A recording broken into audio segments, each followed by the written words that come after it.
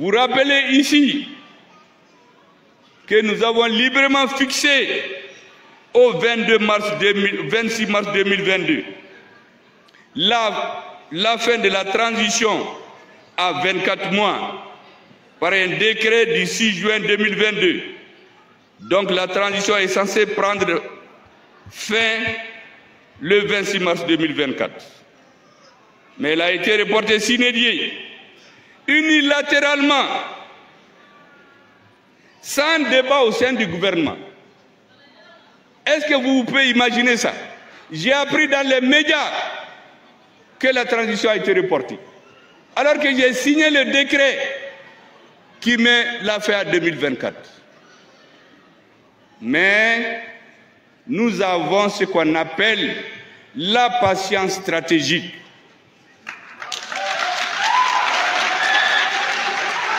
Parce que nous avons dit que pendant que les Maliens se tuent au front pour libérer notre pays, nous nous interdisons de rentrer dans les débats politiciens à Bamako. Nous avions demandé aux Assises nationales de la refondation qu'il y ait un organe unique pour les élections. Le peuple s'est réuni à définir que la loi que le peuple a approuvée, que nous avons passée à la primature sans toucher, ce sont les opposants qui sont venus modifier, faire un marché dans le dos du M5. Moi, j'ai passé des mauvais jours au M5, mais j'ai expliqué aux camarades du M5, patience, patience, patience.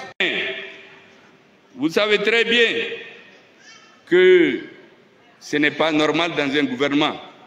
Le Premier ministre d'un gouvernement ne peut pas apprendre par les médias que les élections sont reportées sans débat au sein du gouvernement.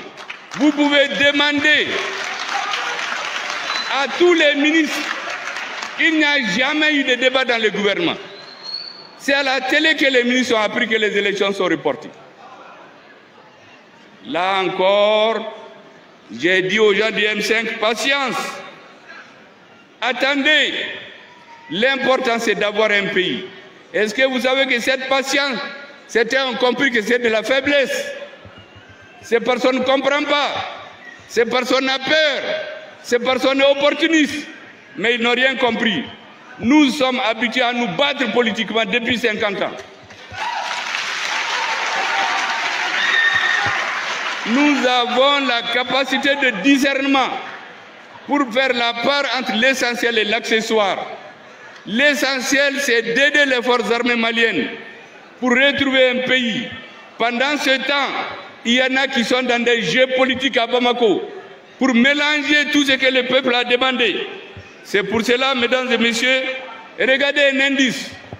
Aujourd'hui, tous ceux qui vous parlent vous disent que c'est pour appliquer les résolutions des assises. La constitution, le code minier, tout ce qui se fait au Mali. Mais est-ce que vous pouvez vous imaginer quelque chose qui va vous surprendre? Les assises nationales de la refondation ont demandé de diminuer le nombre de partis politiques. 200 partis dans une population de 22 millions. De 1991 à 2021, en 30 ans, il y a eu 200 partis. Est-ce que vous savez qu'entre 2021 et 2022, après les assises, 100 partis ont été créés. Les récépissés ont été donnés à 100 partis. Pourquoi faire? Là encore, j'ai dit aux camarades du M5, patience, patience. Aujourd'hui, ce sont les responsables de certains de ces partis que vous voyez à la télé insulter le Premier ministre dans les médias, dans les télés. Il y en a qui se sont même spécialisés. Il paraît que quand vous l'insultez, le lendemain vous êtes gratifié.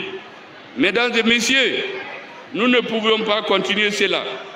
Mais je vous ai dit, ce qui me paraît important, c'est ce que je vous ai dit lorsque nous étions devenus Premier ministre.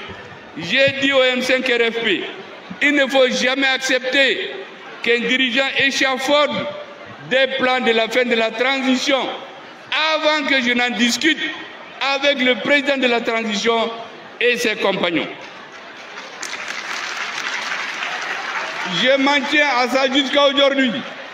Malheureusement, pendant que nous attendions cela, et j'ai incité que les forces armées de sécurité soient engagées sur le terrain, qu'elles ne soient pas perturbées par les débats politiques dans la capitale, comme ce fut le cas en 2012. Vous vous rappelez, en 2012, pendant qu'il y avait la guerre, il y avait des politiciens à Bamako qui luttaient pour le pouvoir. D'autres disaient même qu'il ne faut pas que les militaires se battent. Nous avions dit qu'il ne faut jamais faire cela au Mali. C'est ça mes deux recommandations au M5.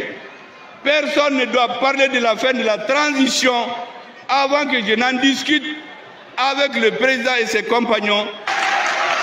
Malheureusement, ici, il y a des gens qui ont confondu cela de la faiblesse. Ils ont compris qu'on ne comprend rien.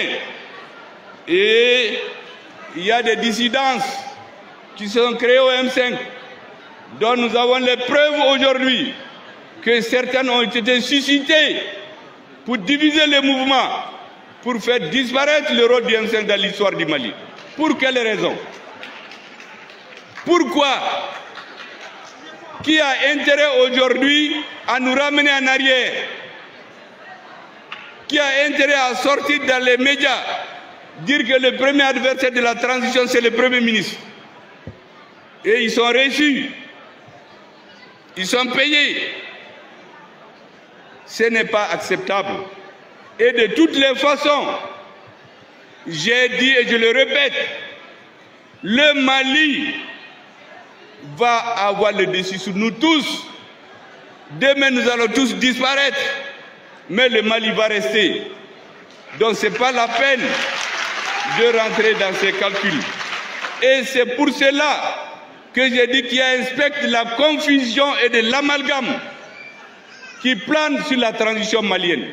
Nous ne pouvons pas accepter, le peuple n'acceptera pas que cela continue.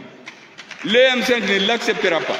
Nous pouvons faire preuve de patience, mais cette patience a des limites. Et c'est pour cela que je termine. J'ai déjà incité là-dessus.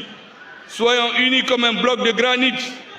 Soyons unis comme un bloc de granit afin de rendre irréversible le processus de transition.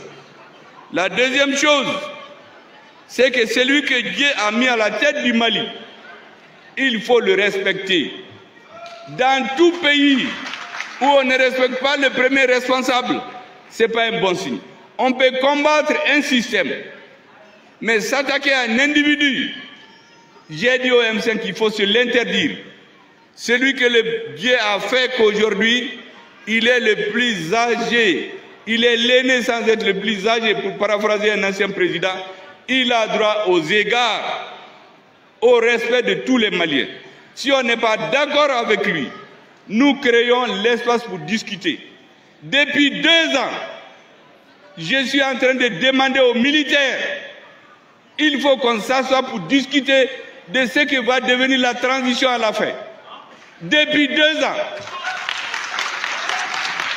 au lieu de faire cette discussion que j'ai bloquée au M5, on crée des dissidences, on monte des gens, on récupère des anciens partis, on crée 100 partis politiques en 2 ans, alors que les assises avaient interdit de créer des partis. Mais nous ne sommes pas des enfants. Nous savons patienter. Mesdames et messieurs,